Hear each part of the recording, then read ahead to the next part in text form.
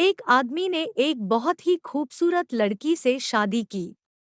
शादी के बाद दोनों की जिंदगी बहुत प्यार से गुजर रही थी। वह उसे बहुत चाहता था और उसकी खूबसूरती की हमेशा तारीफ किया करता था।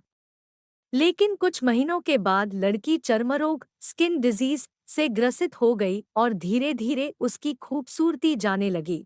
खुद को इस तरह देख उसके मन में डर समाने लगा कि यदि वह बदसूरत हो गई तो उसका पति उससे नफरत करने लगेगा और वह उसकी नफरत बर्दाश्त नहीं कर पाई। इस बीच एक दिन पति को किसी काम से शहर से बाहर जाना पड़ा। काम खत्म कर जब वह घर वापस लौट रहा था, उसका एक्सीडेंट हो गया। एक्सीडेंट में उसने अपनी दोनों आंखें खो दी।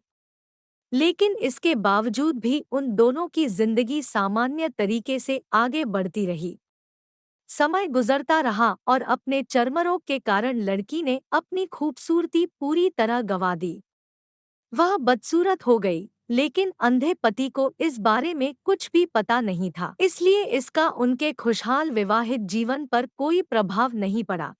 वह उसे उसी तरह प्यार करता रहा। एक दिन उस लड़की की मौत हो गई। पति अब अकेला हो गया था। वह बहुत दुखी था। वह उस शहर को छोड़कर जाना चाहता था।